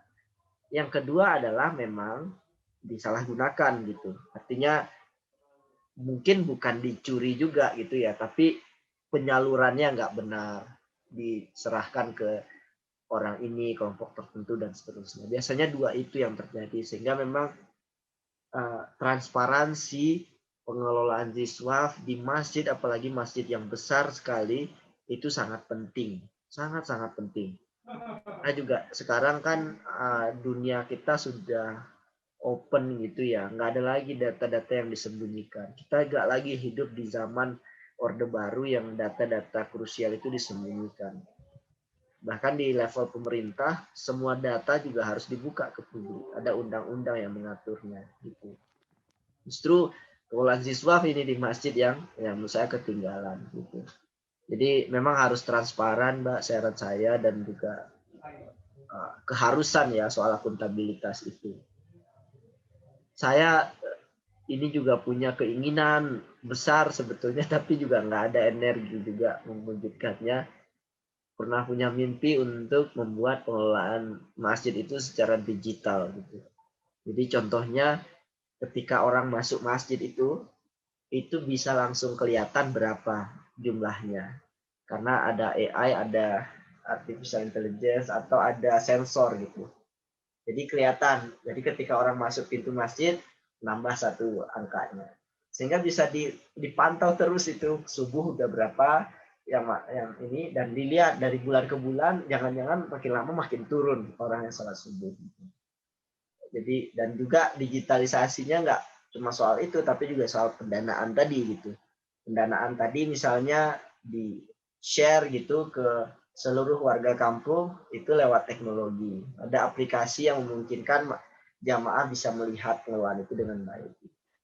Atau juga sesederhana misalkan waktu sholat, ketika azan itu di reminder oleh pengurus masjid sebelum azan itu langsung masuk ke handphone jamaah misalkan. Terus termasuk juga pengajian itu bisa diakses secara digital. Pernah punya pernah bermimpi seperti itu karena jangan sampai sektor-sektor lain swasta gitu udah canggih gitu ya, tapi justru masjid kita ketinggalan gitu. Jadi soal pengelolaan ya nggak ada hubungannya dengan akidah. Jadi ini soal pengelolaan yang perlu kita harus lebih modern dan lebih efektif. Begitu Mas, mungkin Mas Hanif.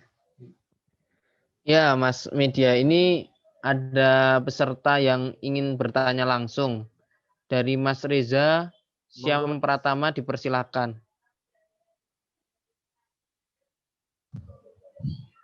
Baik Mas, terima kasih atas kesempatannya. Assalamualaikum warahmatullahi wabarakatuh.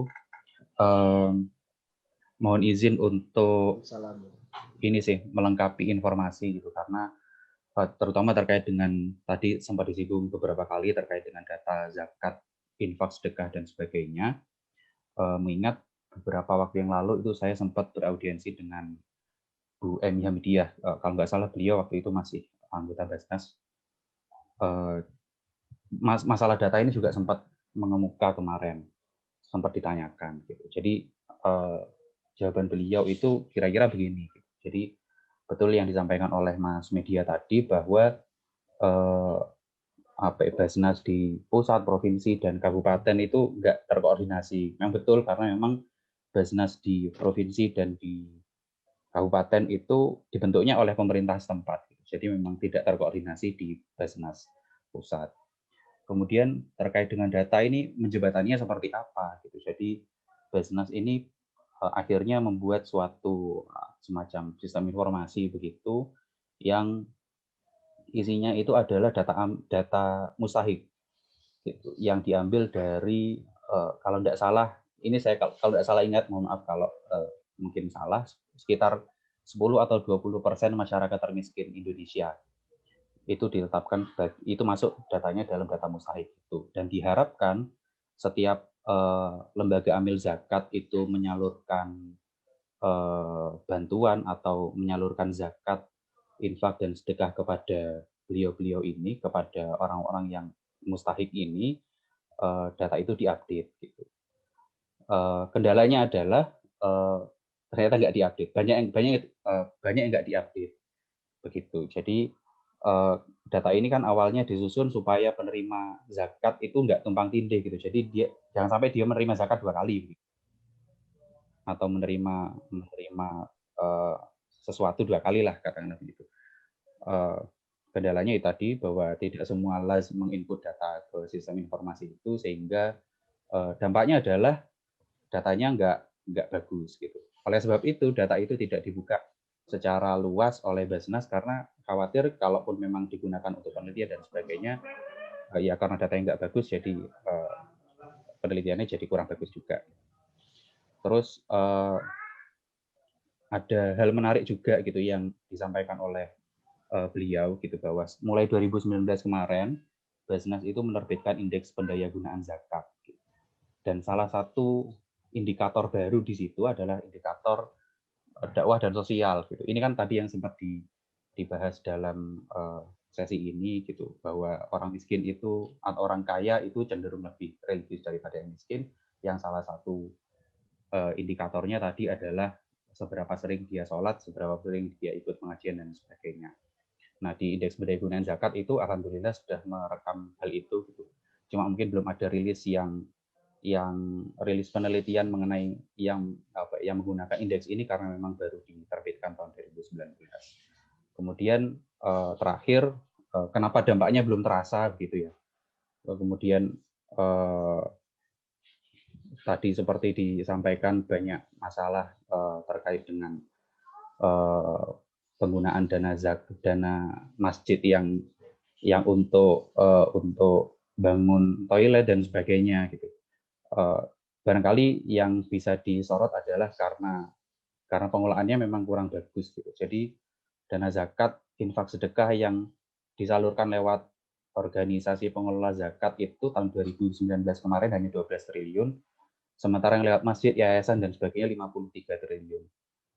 Gitu. Jadi bayangkan yang 53 triliun itu tersebar di banyak tempat sehingga mungkin dampaknya kurang terasa. Mungkin 3 hal itu yang bisa saya tambahkan.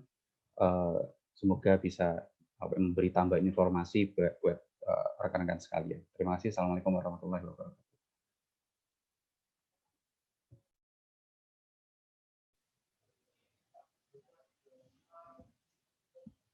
Ya, terima kasih ke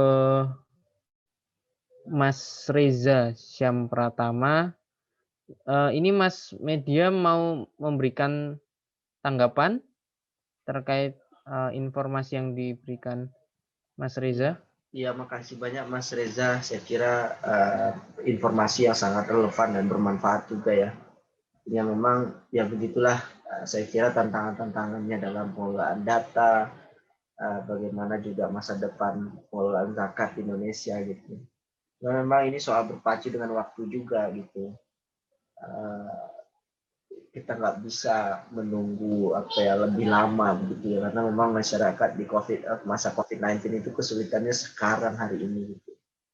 Jadi semoga saja bisa ketemu jalan keluarnya gitu, terutama soal data tadi. Dan juga satu hal lagi juga, kadang di Indonesia beda banget dengan negara-negara lain soal kualitas data tadi, yang saya sepakat sekali tadi seperti yang disampaikan oleh Mas Reza, kualitasnya tidak bagus gitu. Tapi juga kadang kualitas itu dijadikan alasan untuk tidak mempublikasikan raw datanya gitu. Data yang tadi saya paparkan, yang ribuan responden tadi itu, 3.000 responden itu, basis datanya dari FLS gitu. Yang sponsornya gitu adalah dari luar negeri gitu. Salah satunya RAND gitu. Jadi bukan data pemerintah gitu. Nah, kadang data-data pemerintah itu juga nggak dipublish mentahnya atau raw datanya gitu. Sehingga yang dipublish hanya report gitu ya. Report itu juga kadang yang baik-baiknya aja yang baca aja report-report Basnas itu juga ya yang disorot yang bagus-bagusnya. Nggak apa-apa sebetulnya nyorot yang bagus soal optimisme dan seterusnya. Cuman kita kan juga perlu belajar dari kesalahan ya. Itu juga kadang yang sayang sekali masih jadi problem sekarang. Gitu mungkin Mas Hanif, makasih banyak Mas Reza. Tadi saya kira informasinya luar biasa tadi. Ya, terima kasih Mas Media telah memberikan jawaban, memberikan tanggapan. Ini ada Mas Zulkarnain mau bertanya secara langsung kepada Mas Zulkarnain. Silakan meng-unmute. Assalamualaikum warahmatullahi wabarakatuh. Waalaikumsalam. Perkenalkan, nama saya Zulkarnain, asalnya dari Medan. Terima kasih Mas Media yang telah memberikan materinya yang sangat luar biasa. Saya di sini ingin bertanya, ini ada 2 pertanyaan ya Mas. Apa ya Mas? Nah, yang pertama itu mengenai zakat. Nah, saya sedikit cerita di kampung saya itu. Sebelumnya kita mengetahui bahwa Basnas sekarang itu lagi gencar-gencarnya membuat program bahwa zakat itu untuk diberikan supaya bisa dibuat produktif. Jadi tidak hanya diberikan begitu langsung habis. Nah, saya sedikit cerita di kampung itu bahwa zakat itu diberikan langsung habis. Mungkin ulama-ulama ataupun mohon maaf penyuluh agama yang mengambil zakat ataupun yang mengumpulkan zakat itu belum mengerti bagaimana zakat kontemporer yang sekarang. Nah, sementara jangankan berbicara dengan kontemporer, di tetangga saya kampung sebelah itu zakat yang dikonversi dengan uang itu aja masih banyak perdebatan. Jadi seperti itu Mas. Nah, ini menjadi tantangan besar bagi kami yang ekonomi Islam yang ingin membuat zakat itu lebih produktif sesuai dengan anjuran Basnas dan juga pendampingan. Ini menjadi masalah besar karena yang bagian pengumpulan zakat itu masih berpatokan bahwa zakat itu semacam konsumtif, tidak boleh diproduktifkan. Nah, di sini saya khususnya meminta solusi sama Mas Media, bagaimana kami ini caranya mensosialisasikan bahwa zakat itu bukan sekedar untuk konsumtif, tetapi untuk produktif dan diperlukan pendampingan. Nah, itu yang pertama Mas. Yang kedua ini masalah tadi materinya sempat disinggung itu kemiskinan itu lebih dekat dengan kekufuran. Nah, begitu Mas. Nah, di sini banyak para ulama, saya ambil sampelnya di tempat saya utamanya, bahwa mereka itu beranggapan bahwa harta itu hanya sekedarnya saja. Jadi dalam istilahnya sifatnya juhud. Juhud diartikan dalam tidak berlomba-lomba dalam mencari harta. Padahal sehingga kita lihat ulama-ulama itu sederhana gitu, seadanya. Nah, itu menurut yang disampaikan Mas tadi, kemiskinan lebih dekat dengan kekufuran, itu mereka belum familiar dengan hadis tersebut. Nah, bagaimana solusinya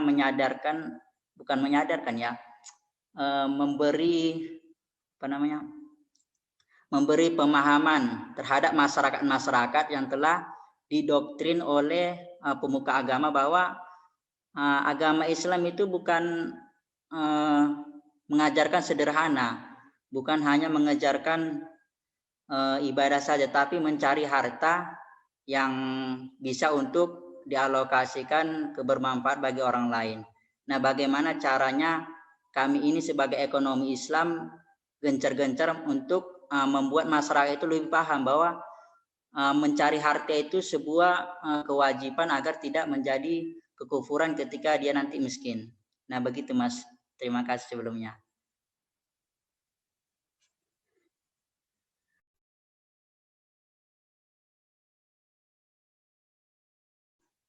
Ya, terima kasih kepada Mas Zulkarnain yang telah mengajukan 2 pertanyaan. Kepada Mas Media saya serahkan.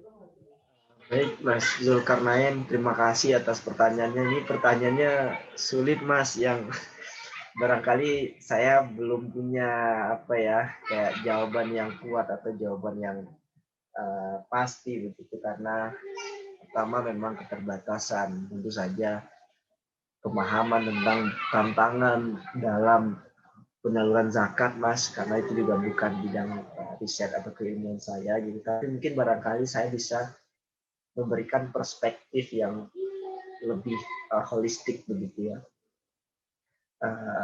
Saya riset 5 tahun itu tentang kemiskinan, meskipun tidak betul-betul masuk ke dalam ekonomi Islam begitu. Nah, saya tadi saya kira juga sepakat, Mas, dengan fakta di mana banyak bantuan infak, sedekah, termasuk juga zakat itu menjadi problem karena sifatnya konsumtif dan bukan produktif. Dalam konteks yang sama, bansos itu juga seperti itu. Kritikannya dulu ada yang dinamakan BLT, gitu. Jadi bantuan langsung tunai yang sudah diberikan saja. Saya mungkin ingin memberikan pandangan dari ilmu holistik, artinya pakar-pakar kemiskinan di dunia yang sebagian besar juga bukan orang Islam begitu, Mas. Nah, soal bantuan ini diberikan gitu. Ini dalam pendekatan kenegaraan ya, Mas, bukan dalam perspektif Islam. Itu juga terjadi pergeseran, Mas, dari waktu ke waktu. Jadi di pendekatan awal 80, 90, 2000-an itu orang kemudian meyakini bahwa perlu pendampingan gitu. Jadi pendampingan. Tapi ternyata nggak efektif gitu. Akhirnya ketika 2000 berapa ya SBY waktu itu menerapkan BLT, itu juga awalnya itu dari riset yang dilakukan oleh beberapa peneliti tentang kemiskinan, bahwa pendampingan itu salah gitu. Jadi sebaiknya diberikan saja gitu, sehingga muncullah cash transfer BLT, Mas. Gitu. Nah, belakangan muncul lagi penelitian di Amerika Latin, di Afrika, yang mengatakan BLT tadi nggak efektif gitu. Jadi peneliti itu ribut lagi bahwa ngasih bantuan langsung nggak efektif. Makanya muncullah sekarang yang namanya conditional cash transfer atau PKH. Jadi diberikan uang tapi didampingi. Gitu. Akhirnya seperti itu. Jadi itu proses perjalanannya, Mas. Nah, tetapi menariknya kalau kita flashback lagi gitu ya, ini kan orang ribut sendiri nih sekarang di level pemerintah soal bansos ya, karena mereka ngikuti peneliti itu ya, yang berubah terus penelitiannya hasilnya. Tapi dalam perspektif Islam, apa ya, dengan ilmu yang atau dimunculkan atau pandangannya adalah Al-Quran dan hadis itu bahkan kita sebetulnya sudah bisa untuk melihat hikmah gitu, bahwa Al-Quran dan hadis dan juga sabda Rasul, Nabi mengatakan bahwa memang uang itu nggak cukup, juga harus masyarakat itu diperhatikan gitu. Nah, sehingga memang pengumpulan zakat untuk ini yang produktif begitu, jadi tidak hanya yang konsumtif, itu justru didorong gitu, Mas, sekarang. Dan mungkin Mas siapa tadi, maaf saya lupa, mungkin sudah baca banyak sekali riset-riset yang mengatakan zakat produktif itu lebih didorong sekarang. Nah, bagaimana caranya? Saya mungkin nggak punya apa ya, Mas, jurus ampuh yang super ampuh gitu ya, Mas. Tapi sepertinya kita bisa belajar dari pendekatan institusionalisme, artinya memberikan bantuan berbasis kelompok begitu. Nah, ini diterapkan oleh Muhammad Yunus, ada Grameen Bank, dan sekarang di Indonesia itu ada yang namanya istilah peer-to-peer lending gitu. Jadi tanggung renteng gitu. Jadi bantuan itu diberikan pada kelompok ketika ada satu yang nggak bisa bayar, yang bertanggung jawab kemudian adalah kelompoknya. Nah, pendekatan peer-to-peer lending ini saya kira yang yang bisa diadopsi juga dalam penyaluran zakat gitu. Jadi disalurkan ke kelompok-kelompok tani, ke kelompok-kelompok mungkin berbasis pengajian, kelompok PKK, kelompok yasinan, dan penyalurannya itu bisa di ini dengan baik gitu, diantisipasi dengan baik. Karena salah satu ketakutan terkait zakat produktif ini adalah dana itu tidak digunakan sesuai seharusnya gitu.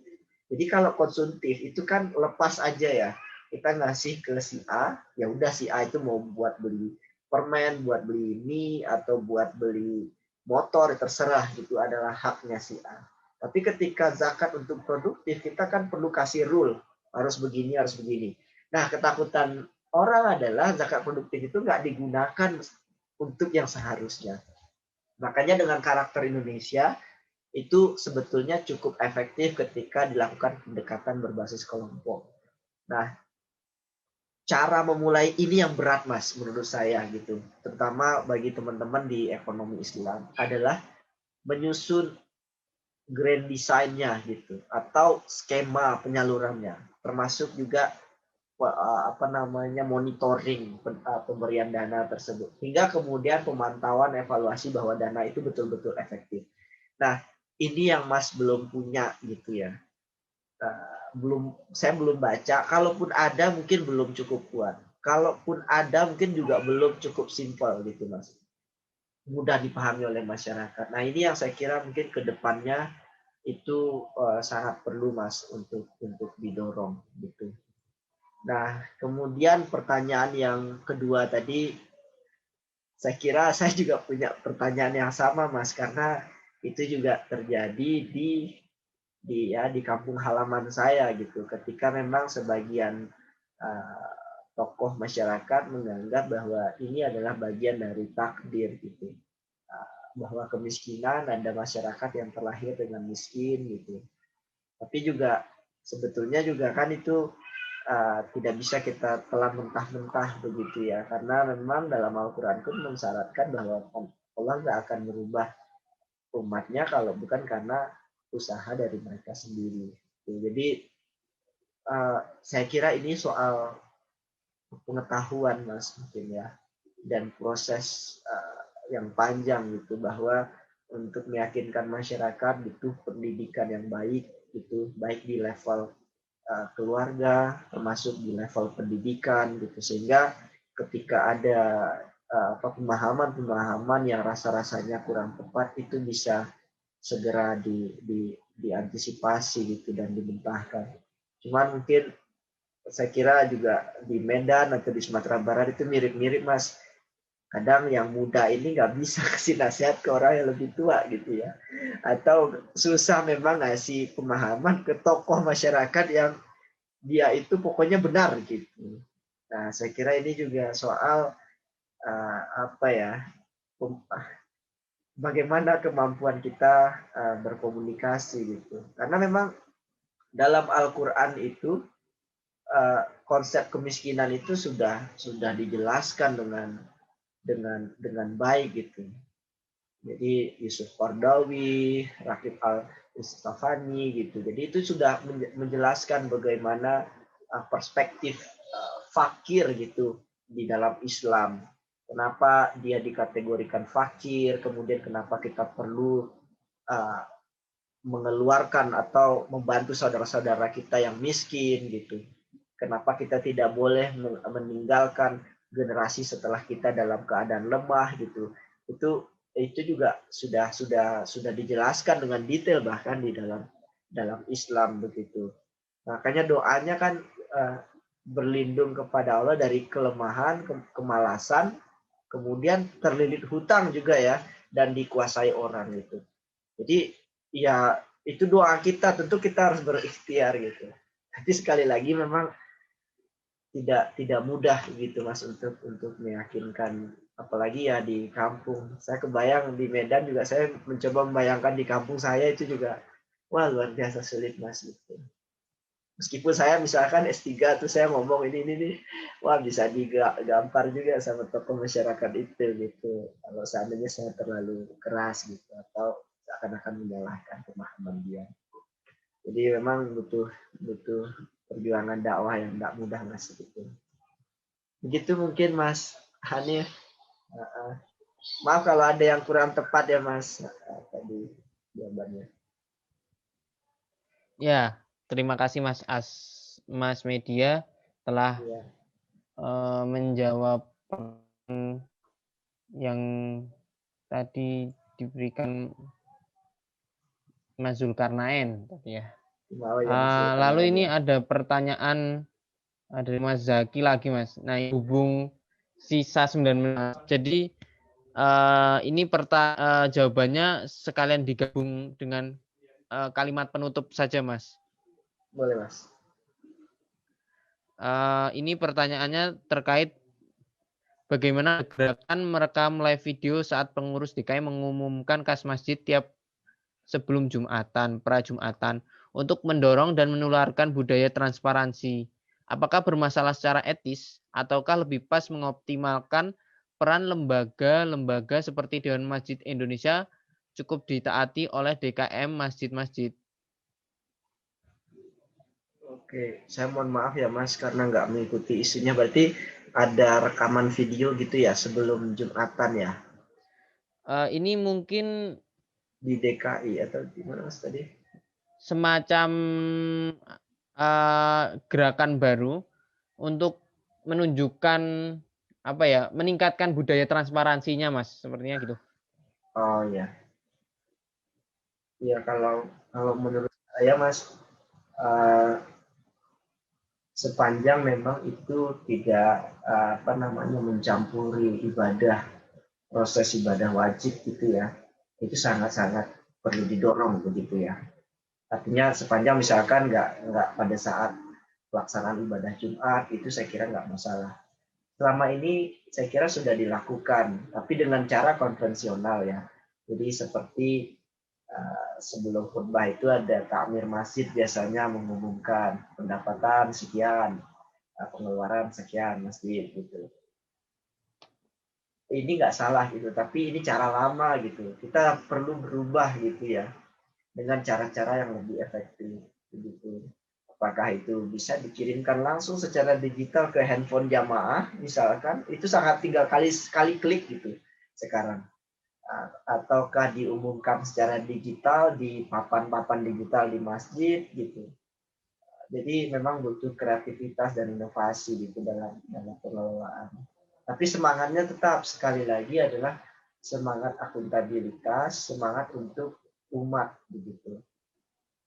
Nah, soal pengelolaan dana masjid, saya dapat satu kisah hikmah sekitar selama saya kuliah di Manchester. Ada masjid namanya Al Furqon, bisa di follow Facebooknya Al Furqon, Masjid Al Furqon Manchester. Itu menurut saya mereka mengelola masjidnya luar biasa. Saya berangkat ke sana 2014 waktu masjid itu masih kecil, masih berupa gudang begitu ya. Dan hanya dalam 5 tahun waktu saya sebelum pulang itu masjidnya sudah bagus sekali. Bagaimana cara pengelolaannya? Pertama, masjid itu dikelola oleh anak muda. Jadi yang ngatur parkiran, ngatur infak, sedekah itu anak muda. Yang saya paling ingat adalah setiap Jumat, kadang setiap Ramadan gitu, itu ada saham begitu. Jadi yang dilakukan adalah jamaah itu diberikan kertas, mereka mau nyumbang berapa, mau sedekah berapa, mau infak berapa. Kemudian ada satu lagi mau naruh saham berapa gitu. Jadi satu lot saham itu 100 pound. 100 pound itu sekitar 2 juta. Satu lot saham. Saham itu artinya adalah itu bukan uang diberikan begitu saja, tapi uang diberikan untuk saham investasi. Nah, artinya jemaah itu kan punya tabungan ya. Dia sebetulnya hanya memindahkan tabungannya ke tabungan masjid. Gitu. Nah, dengan tabungan yang dipindahkan tadi, dia saham gitu, itulah yang kemudian digunakan oleh masjid untuk membeli properti. Properti itu dikontrakkan dan kemudian mendapatkan penghasilan. Penghasilan itulah yang digunakan untuk biaya operasional masjid, bahkan untuk usaha-usaha kecil masyarakat jamaah masjid tersebut. Artinya ini adalah cara yang sederhana tetapi dilakukan dengan modern gitu ya dan profesional gitu. Dan saya penasaran kenapa ya nggak bisa dilakukan di Indonesia gitu. Tapi saya cerita sama bapak saya pengurus masjid, ya nggak dapat apresiasi yang bagus karena memang banyak sekali kendala-kendalanya gitu. Dan semoga ke depan ini jadi sebuah refleksi gitu ya. Saya kira itu Mas Hanif, dan mungkin untuk penutup ya 1 menit paling 3-4 menit ya. Penutup mungkin saya mau cerita ya, sebelum saya sekolah itu saya menghabiskan waktu di Papua, di Kalimantan untuk melakukan pemberdayaan masyarakat gitu. Nah, selama di Papua saya yakin bahwa masyarakat itu bisa kaya kalau ada uang gitu. Waktu itu saya dapat bantuan cukup banyak gitu dari salah satu perusahaan untuk melakukan community development, tapi ternyata nggak efektif. Uang juga bukan jalannya untuk masyarakat keluar dari kemiskinan. Kemudian saya ke Kalimantan kerja di perusahaan tambang, belajar dari Papua, saya bilang, oh mungkin karena bukan uang butuh pendampingan gitu. Tapi belakangan saya juga sadar apa yang saya lakukan di Kalimantan itu juga nggak semudah sukses. Banyak yang gagal juga gitu. Kemudian saya berpikir lagi, oke, berarti kayaknya jangan-jangan saya teorinya yang salah gitu. Kemudian saya sekolah ke Manchester, baca jurnal tentang kemiskinan, cari solusi teorinya apa gitu. Memang saya ketemu gitu teori-teori yang bagus gitu. Tapi kadang saya juga merasakan di setengah studi itu kadang hambar gitu, kadang sumbang atau mungkin datar-datar saja gitu. Jadi tidak ada satupun yang saya temukan saat itu yang betul-betul menjawab seluruh masalah kemiskinan di dunia gitu. Baru kemudian di ujung PhD saya menemukan waktu itu sambil nyepel Al-Quran pada saat studi ya, ada Al-Quran surat Al-Fajr kalau nggak salah, dan di situ menjelaskan 6 poin penting tentang kemiskinan yang tidak bisa dibantah saya kira oleh siapapun. Di situ dikatakan kala bala tukrimuna yatim. Kemudian wala tahadduna ala ta'amil miskin. Wa takuluna turusa aklan lamma. Wa tuhibbuna mala hubban jamma gitu. Jadi pertama, kemiskinan terjadi karena memang banyak di antara kita yang tidak memberi makan orang miskin. Kemudian banyak yang mencampurkan yang hak dan yang batil, banyak korupsi dan seterusnya. Baru kemudian Allah menjelaskan mencintai harta dengan kecintaan yang berlebihan. Jadi kadang ketika kita dapat rezeki, wah kalau kita kasih kurang dong rezekinya buat kita gitu. Nah itu yang menjadi salah satu alasan kenapa kemiskinan itu banyak. Jadi ternyata solusinya sederhana gitu ya, soal bagaimana kita tidak mencintai harta yang berlebihan dan terus memberi gitu untuk masyarakat miskin, masyarakat yang tidak mampu dan seterusnya gitu. Kalau itu terjadi tentu bisa dipastikan ya nggak akan lagi ada banyak anak yatim, fakir miskin yang terlantar gitu. Jadi kalau PhD saya butuh 90.000 words gitu soal kemiskinan, Allah menjelaskannya hanya dalam 6 kalimat gitu yang dalam Al-Quran. Jadi saya kira itu mungkin Mas Hanif, ini hanya sekedar cerita minggu malam ya, refleksi untuk saya pribadi dari apa yang saya lewati, dan mudah-mudahan bisa berbagi dan bisa bermanfaat untuk teman-teman di sini. Saya mohon maaf kalau ada kekurangan, tidak ada maksud apapun selain niat saya pribadi untuk berbagi gitu.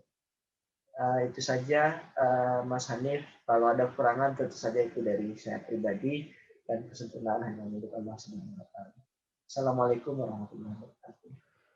Waalaikumsalam warahmatullahi wabarakatuh. Ya, terima kasih kepada Mas Media yang telah membersamai kita untuk berdiskusi di malam minggu ini, di minggu malam ini, sehingga waktu kita menjadi bisa dikatakan lebih bermanfaat untuk mendiskusikan terkait ekonomi umat. Ya, tentu saja kami dari pesantren mahasiswa Bentala Insan Adabi insya Allah akan terus melaksanakan diskusi-diskusi yang menyenangkan dan tentu saja berbobot dan sekaligus bermanfaat.